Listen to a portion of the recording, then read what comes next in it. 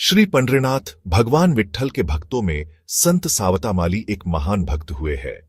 अरणभेंडी, जो आज का अरणगांव नामक गांव है, इनका निवास स्थान था। व्यवसाय से ये माली का काम करते थे। संत सावतामाली और इनकी पत्नी जनाबाई दोनों प्रभु की भक्ति में सदा मग्न रहते। नागू नाम की इनकी कन्या भी उच्च कोटि की भक्त थी। मराठी भाषा में साव का अर्थ चारित्र्य, सज्जनता। सावता यह भाववाचक शब्द है। सभ्यता, साधारणपन यह इसका अर्थ है। संत जी हमेशा कहते और मानते थे कि यह बाग भगवान की है और भगवान ने हमें इसकी देख रेख हेतु नियुक्त किया है। बाग में तरह तरह के फल, सब्जियां एवं पुष्प लगे थे। बाग में वारकरी यात्रियों अर्थात वो वैष्णव जो पंढरपुर पैदल यात्रा करते हैं, और बहुत से लोगों का आना जाना लगा रहता, क्योंकि संत सावतामाली की बाग थी ही ऐसी। एक दिन गांव के एक व्यक्ति ने गांव में बात फैला दी कि सावतामाली नास्तिक है। वो कभी भगवान का दर्शन करने नहीं जाता और पंढरपुर यात्रा को भी नहीं आता। उसके बाग के फल सब्जी खाना पाप है, उससे बोलना भी पाप ही है। धीरे धीरे संत जी की बाग में वारकरी भक्तों का आना जाना बंद हो गया। वे लोग बाग के सामने से निकलते, परंतु बाग के अंदर अब नहीं जाते। इस बात से सावतामाली की पुत्री भक्ता नागू बहुत दुखी रहने लगी। एक दिन कुछ वारकरी पंढरपुर यात्रा पर निकले थे और बाग के सामने से निकलते समय नागू ने उनसे पूछा, आप बाग में क्यों नहीं आते हैं? उन लोगों ने कहा, सावतामाली पंढरपुर के रास्ते पर ही पास में रहता है, परंतु फिर भी दर्शन को नहीं आता। वो पक्का प्रपंच में फंस गया है। उसको परमार्थ नहीं चाहिए। मुख से विट्ठल रामकृष्ण हरि नाम तो लेता है, परंतु प्रभु के दर्शन को नहीं जाता। हम क्यों आए उसकी बाग के अंदर? भक्ता नागू ने अपने पिता से कहा, पिताजी हम लोग क्यों नहीं जाते इस पैदल यात्रा के साथ पंढरपुर? जाते हैं ना हम भी। संत सावतामाली कहने लगे, बेटी प्रभु को यह पसंद नहीं आएगा। वह कहेंगे काम छोड़कर यहां क्यों आए हो? ये बाग भगवान विट्ठल की है। काम छोड़कर उनके पास गए तो वो कहेंगे क्यों आए हो यहां पर? मेरी बाग वहां सूख गई तो मेरी बाग सूख गई तो मुझे नहीं चलेगा। तुमको मैंने जो काम दे रखा है वो छोड़कर यहां क्यों आए हो? सत्य बात यह थी कि सावतामाली इतनी ऊंची अवस्था को प्राप्त हो चुके थे कि उनको सर्वत्र हरि दर्शन होता था, मुख से नाम निकलता रहता था, परंतु अन्य लोग यह लीला नहीं समझते। दूसरा उनका भाव था कि यहां से होकर संत महात्मा पंढरपुर की यात्रा के लिए जाते हैं, थकान होती होगी, अतः उनकी सेवा हम फल फूल आदि से करें। यदि बाग छोड़कर चले गए तो संत महात्माओं की सेवा नहीं होगी। संतों के चरणों में इनकी बहुत भक्ति थी, पर साधारण लोग यही समझते कि सावतामाली नाम तो जपता है पर मंदिर में कभी नहीं जाता। नागू बाहर खेलने निकल गई। उसने कुछ सोच विचार किया और पुनः अंदर आकर बोली, पिताजी हम नहीं जाएंगे। पंढरपुर पर विट्ठू को तो यहां बुलवा लीजिए। प्यार से नागू भगवान को धन्या, विट्ठू, विठुराय ऐसे नामों से संबोधित करती। नागू निरंतर अपने पिता से पूछा करती, बाबा इस बाग का स्वामी वह विठू है ना? तब वह बाग में कभी पधारता क्यों नहीं है? सावतामाली को अपनी कन्या के प्रति बड़ा कौतुक लगा। उन्होंने बेटी को प्यार से अपने पास बिठाया और कहा, बेटी वो तो समस्त जगत के पालन करता है, उनको बहुत काम होता है, परंतु जब उनको समय मिलेगा वह अवश्य आएंगे। एक दिन की बात है, कुछ वारकरी संत और यात्री पंढरपुर यात्रा पर प्रभु से भेंट करने निमित्त निकले। नागू को जैसे इस बात का पता चला, उसने एक टोकरी में कुछ गाजर और मूली भर दिए। उसने उन वारकरी भक्तों से कहा, भैया यह नैवेद्य मेरे विठुराय को ले जाकर दोगे क्या? उसको कहना कि यह सब्जी फल उसके ही बाग के है। बहुत से वारकरी तो रुके ही नहीं, अनदेखा करके चले गए। आगे आने वाले कुछ वारकरियों ने उस भक्ता का मजाक उड़ाया और कहा, छी, मूली और गाजर ये लेकर जाएं। वह उस टोकरी को फेंक कर आगे चले गए, परंतु एक बूढ़ा वारकरी भक्त उस कोमल हृदय भक्ता के मन का भक्ति भाव जान गए। उन भक्त ने वह टोकरी उसके हाथ से ले ली और कहने लगे, मैं दूंगा, हां यह सब्जी और फल भगवान विट्ठल को। नागू को आनंद हुआ। उस कन्या भक्ता ने कहा, भैया विट्ठू से कहना कि बाग उसकी ही है। मेरे माता पिता दिन रात तुम्हारा ही नाम जपते रहते हैं और हां मैं भी उन्हीं का नाम लेती हूं। विठुराय को कहना नागू आपकी प्रतीक्षा कर रही है। आप मेरी प्रार्थना निवेदन देकर शीघ्र लौटना। दोगे ना मेरा संदेश? आहा हा। उस भक्ता की वाणी सुनकर उस वारकरी भक्त का हृदय भर आया। निष्पाप, निस्वार्थ और अपार प्रेम। इस कन्या का निमंत्रण सुनकर वह अवश्य आएगा। उस वारकरी ने कहा, बेटी, मैं तुम्हारी प्रार्थना अवश्य निवेदन करूंगा और भगवान भी अवश्य आएंगे। उनका अपने भक्तों पर बहुत प्रेम है। अरणभेंडी गांव से पंढरपुर 18 मील की दूरी। वारकरी भक्त ने हाथ में टोकरी ली और चल पड़ा। मंदिर पहुंचकर उसने नागू का संदेश वैसा का वैसा भगवान को सुनाया। उस दिन शाम को बाग का काम पूर्ण करके संत सावतामाली अपनी बेटी नागू से बोले, चलो बेटी, घर चले, तुम्हारी माता प्रतीक्षा करती होगी। नागू ने कहा, बाबा, आज तो वह पांडुरंग आने वाला है। मैंने वारकरी भैया के साथ सब्जी और फल नैवेद्य के रूप में भेजे हैं। शीघ्र लौटना ऐसा भी कहा है। विट्ठू आता होगा, मुझे प्रतीक्षा करनी चाहिए। मैं यही ठहरूंगी। संतों ने लिखा है कि सभी वैष्णवों के हृदय में जिस दिन नागू जैसा दृढ़ विश्वास आएगा, उस दिन भगवान से मिलान अवश्य होगा। प्रहलाद और नागू जैसा दृढ़ विश्वास भगवान की प्राप्ति को सहज बना देता है। बेटी का ऐसा भगवत प्रेम देखकर संत सावतामाली धन्य हो गए।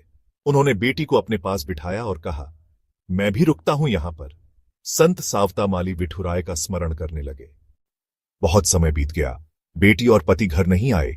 ऐसा सोचकर सावतामाली की पत्नी जनाबाई को चिंता होने लगी।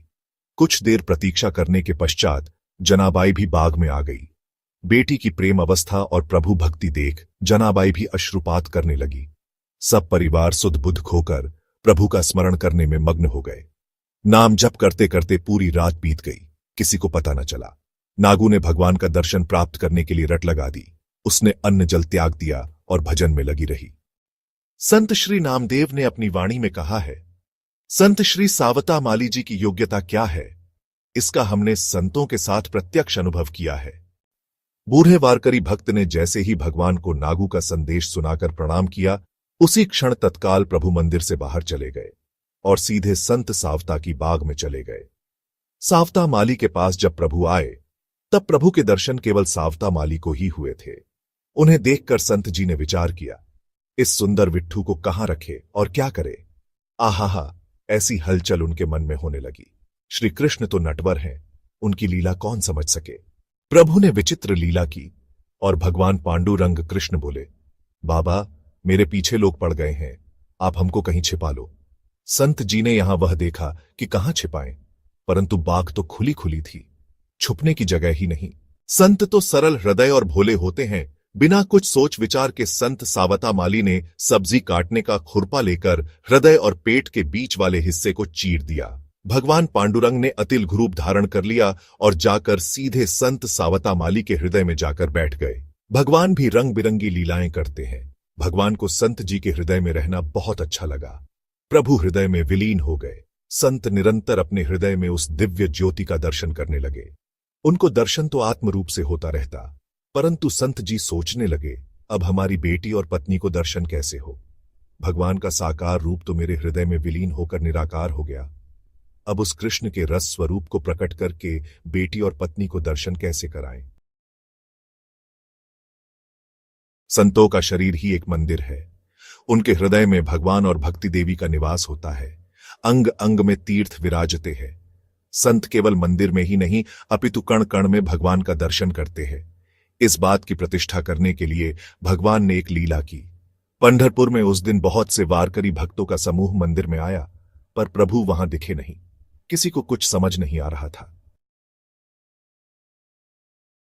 बाद में श्री निवृत्तिनाथ, ज्ञानदेव, सोपानदेव, मुक्ताबाई आदि अनेक महान संत भी उस दिन भगवान विट्ठल के दर्शन के लिए पंढरपुर में मंदिर पधारे। अंदर जाकर देखा तो भगवान मंदिर में नहीं है। भगवान को ढूंढे कैसे। संत श्री ज्ञानदेव जी ने कुछ क्षण ध्यान लगाया और कहा, चलो, भगवान अरण गांव में कहीं गए हैं। भगवान के कंठ में तुलसी हार तो होता ही है, अंगों से भी सुंदर सुगंधी आती है। सुगंध के पीछे पीछे चलकर पता लग जाएगा। सब संत मंडली तुलसी की सुगंधी के पीछे चले जा रहे हैं। चलते चलते आ पहुंचे श्री सावतामाली जी की बाग में। नागू उस समय सावतामाली की गोद में सिर रखकर विरह में विट्ठल स्मरण कर रही थी।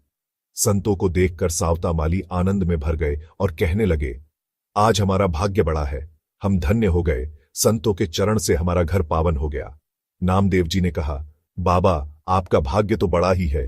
हमारे चरण यहां पधारे इसीलिए नहीं, भगवान पांडुरंग यहां आए इसीलिए। बताओ तो हमारे प्रभु कहां है। सावतामाली ने कहा, मैं स्वयं प्रभु की प्रतीक्षा कर रहा हूं।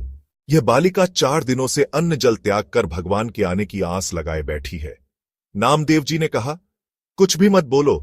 ज्ञानदेव जी ने कहा है, प्रभु यहीं पर है। असत्य कैसे होगा? तुमने प्रभु को कहाँ छुपाया है वो बताओ। सावता माली ने कहा, मैं प्रभु को कहाँ छुपाऊं? और प्रभु क्यों छुप के रहेंगे?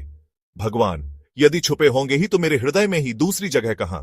मुझे तो प्रभु सर्वत्र दिखते हैं, वे कण कण में व्याप्त है। ये फूल पौधे सब उसके ही रूप हैं। ज्ञानदेव बोले, वाह वाह, यहां विट्ठल छुपे नहीं, यहां तो विट्ठल सर्वत्र बिखरे हैं, सुगंध की तरह। सावता माली बोले, ज्ञानदेव जी, भगवान का निराकार सर्वव्यापक रूप मेरे और आपके लिए अच्छा है, परंतु हमारी पुत्री नागू का समाधान कैसे हो? उसको तो सगुण साकार रूप ही प्रिय है। इसने विट्ठल दर्शन की रट लगा राखी है। 4 दिन से अन्न जल कुछ लिया नहीं। इस बालिका का समाधान मैं कैसे करूं? नामदेव जी कहने लगे, अभी तो आपने कहा भगवान आपके हृदय में है। सावता माली ने कहा, यह भी सत्य है नामदेव जी, यहां वहां क्यों ढूंढना? आपने अच्छी याद दिलाई। सावता माली ने साग फल काटने वाला खुरपा उठाया और खच्च से छाती पर मारा और कहा, पांडुरंग विट्ठल मेरे हृदय से बाहर आओ और साकार रूप में दर्शन दो।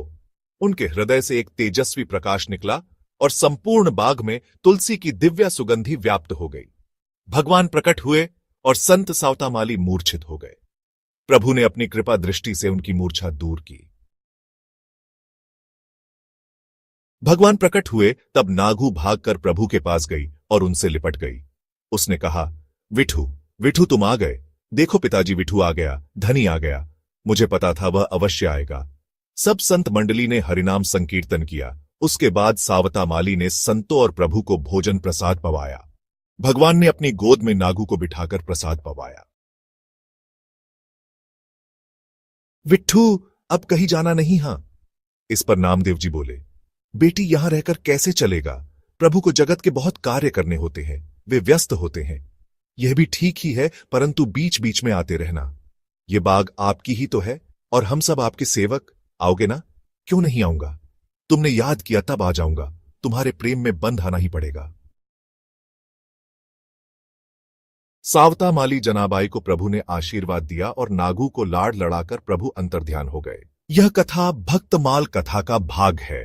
कृपया इसे अपने ठाकुर जी को घर पर सुनाइए, क्योंकि भक्तमाल कथा के मुख्य श्रोता हमारे मुरली मनोहर कृष्ण कन्हैया और वृषभान सुता राधा रानी हैं।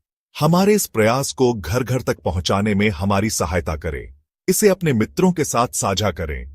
चैनल को सब्सक्राइब करें और बेल आइकॉन दबाएं।